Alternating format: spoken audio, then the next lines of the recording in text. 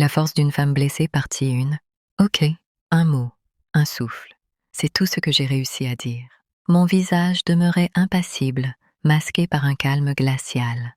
J'incarnais encore, l'espace d'un instant, cette femme docile et parfaite qu'il croyait posséder. Mais à l'intérieur, c'était un volcan. Mon cœur grondait, consumé par la colère, la douleur et une déception sans fond.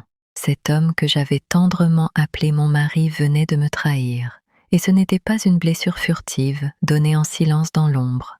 Non, il avait planté sa lame en plein cœur, là où ça fait le plus mal.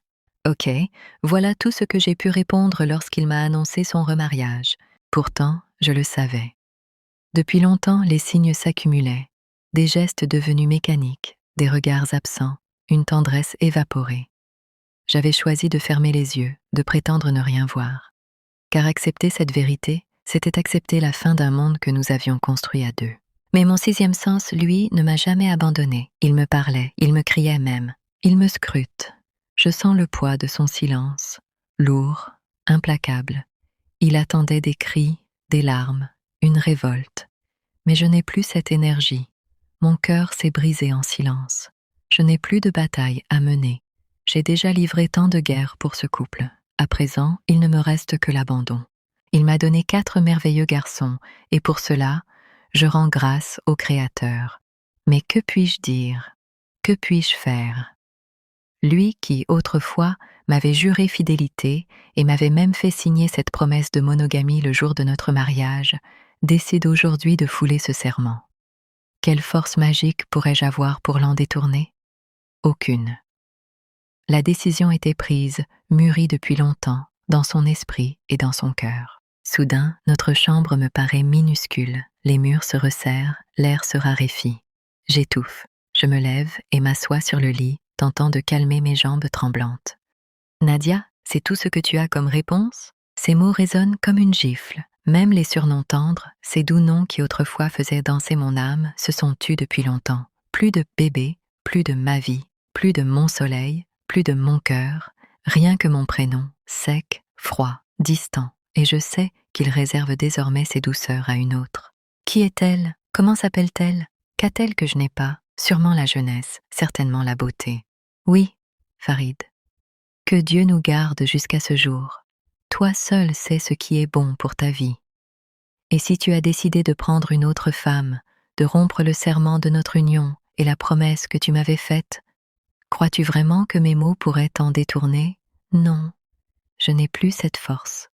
Je n'ai plus la volonté de me battre pour quoi que ce soit.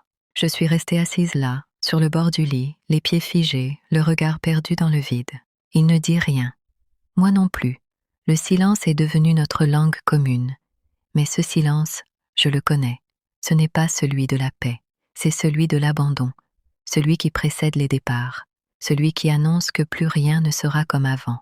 Mes pensées se tournent vers mes enfants, leurs rires, leurs regards innocents, leurs petites questions pleines de vie. Comment leur expliquer que leur père a choisi un autre chemin? Comment leur dire que parfois l'amour ne suffit pas? Je ne veux pas leur transmettre ma douleur, je veux leur offrir ma force. Alors je me lève. Je redresse mes épaules comme on hisse un drapeau au milieu d'une tempête. Ne suis pas prête à pardonner. Pas encore. Mais je suis prête à avancer. Je m'approche de la fenêtre. Le ciel est gris, chargé de nuages, mais je sens que Dieu m'écoute. Je laisse échapper une prière. Pas pour lui. Pour moi. Pour que mon cœur ne devienne pas une prison. Pour que mes larmes ne m'enchaînent pas. Pour que ma dignité reste debout. Même au cœur du chaos. Il s'avance. Je sens son souffle derrière moi. Mais je ne me retourne pas. Je n'ai plus besoin de ces mots. Je cherche désormais les miens. J'ai consacré 15 années de ma vie à cet homme. 15 années à chercher, à bâtir, à croire en notre bonheur. Quand j'ai épousé Farid, je n'avais que 20 ans. Il était mon premier amour. Aujourd'hui, j'en ai 35 et lui 40. Je me suis entièrement investie dans la maternité, pensant qu'en ayant vite des enfants, nous aurions ensuite du temps pour nous retrouver. À un si jeune âge, j'avais déjà mes 4 garçons. Je croyais alors que, libérés des premières années difficiles, notre vie amoureuse renaîtrait, qu'un souffle nouveau nous permettrait de voyager, de découvrir d'autres horizons et peut-être même de nous redécouvrir l'un l'autre.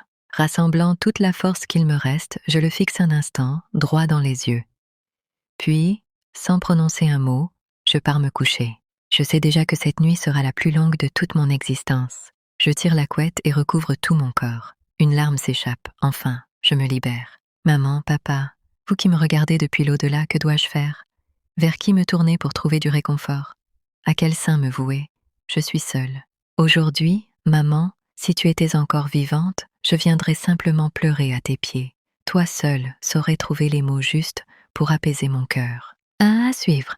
Abonnez-vous à la page Chronique de l'Invisible pour la partie 2. Merci.